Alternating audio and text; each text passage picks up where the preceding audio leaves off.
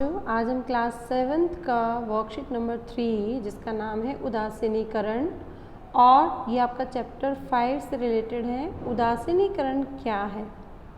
ये क्या होता है? जब भी किसी अम्ल या क्षारक के बीच होने वाली जो अभिक्रिया होती है उसे उदासीनीकरण कहलाती है। और एक उदासीनीकरण अभिक्रिया को हम कैसे दर्शा सकते हैं ये हम इसमें देखेंगे। उदासीनीकरण में अम्ल क्षारक मिलकर लवण और जल बनाते हैं और इस अभिक्रिया को उदासीनीकरण अभिक्रिया कहते हैं। ना तो ये एसिडिक है ना ही बेसिक, तो लवण बनाती है तो उदासीन है। और एक उदासीनीकरण अभिक्रिया के दौरान बनने वाला लवण इस बात पर भी निर्भर करता है कि कौन सा अम्ल या कौन सा क्षारक एक दूसरे के प्रति प्रतिक्रिया करता है। जब सोडियम हाइड्रोक्साइड को हाइड्रोक्लोरिक एसिड के साथ प्रतिक्रिया कराते हैं तो उदासीनीकरण अभिक्रिया होती है और सोडियम क्लोराइड नाम का लवण बनता है और जल का निर्माण होता है। और इसको इस प्रकार लिख सकते हैं, सोडियम हाइड्रोक्साइड प्लस हाइड्रोक्लोरिक अम्ल, सोडियम क्लोराइड प्लस जल। इसका मतलब इसमें जो लवण बना वो अम्लीय, क्षारकीय और उदासीन परिवर्तित तीनों हो सकता है।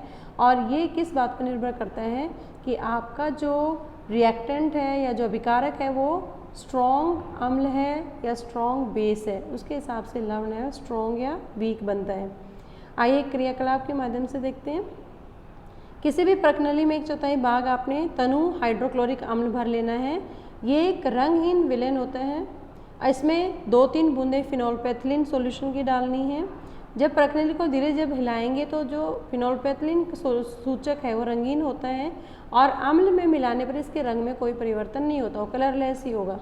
लेकिन सोडियम हाइड्रोक्साइड के विलेन को एक ड्रॉपर में लीजिए और फिर सोडियम हाइड्रोक्साइड को हाइड्रोक्लोरिक अम्ल में बूंद बूंद करके मिलाना है। प्रकनली में सोडियम हाइड्रोक्साइड विलेन को बूंद बूंद तब तक मिलाते रहिए जब तक इसका गुलाबी रंग, हल्का गुलाबी रंग न आ जाए। और अब और अधिक सोडियम हाइड्रोक्साइड विलेन मिलाना बंद कर दें। इस स्थिति में प्रकनली में जो हाइड्रोक्लोरिक अम्ल है वो पूर्ण रूप से सोडियम हाइड्रोक्साइड क्षारक द्वारा उदासीन किया जा चुका है और इस प्रकार प्रकनली में उदासीनीकरण अभिक्रिया पूरी हो गई है। यह स्पष्ट है कि जब विलेन क्षारकीय होता है तो फिनोल्फेथिलीन गुलाबी रंग का देता है, इसके विपरीत जब विलेन अम्लीय होता है तो ये रंगीन देता है। यदि हम उदासीनीकरण अभिक्रिया के तत्काल बाद प्रकनली को स्पर्श करेंगे तो आपको बहुत गर्म महसूस होगी, क्योंकि उदासीनीकरण अभिक्रिया में ऊष्मा निकलती है, इसलिए उसको ऊष्माक्षेपी अभिक्रिया भी कहते हैं। तो ये आज की जो वर्कशीट है वो उदासीनीकरण अभिक्रिया के ऊपर थी। इससे रिलेटेड आप ये प्रश्न हैं वो अपनी नोटबुक में करें। Now the worksheet for the English medium students. Now the today's topic is neutralization. And what is neutralization? The reaction between acid and base is known as neutralization.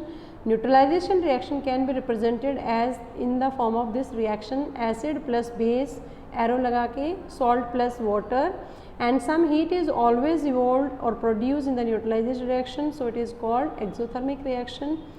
And for example, we can take the two salts, like sodium hydroxide is a strong base, hydrochloric is a strong acid, then the salt form is sodium chloride and the water. And salt produced depend upon the strength of the hydroxide ion and strength of the hydrogen ion in the reactant state. So salt produced may be acidic, may be basic or neutral in nature. Now let's do an activity to justify the reaction of neutralization. Take 1/4 of the test tube with the dilute hydrochloric acid and put 2-3 drops of phenolphthalein indicator. If you add acid and indicator, then it is colorless. Then simultaneously you can add few drops of sodium hydroxide. Then you see that the colorless solution become purple in color.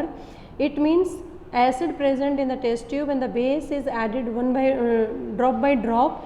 They neutralize their effects, and this neutralization reaction taking place in the test tube. And phenolphthalein indicate that when the phenolphthalein is added in the acidic medium, it becomes colorless. When it is added in the sodium hydroxide or basic substance, it becomes purple in color. So this is the indication of the acidic or basic substances, and on the basis of this worksheet you can do these questions in your notebook. I hope you understand the concept. Keep watching Super Vigyan. Thank you so much.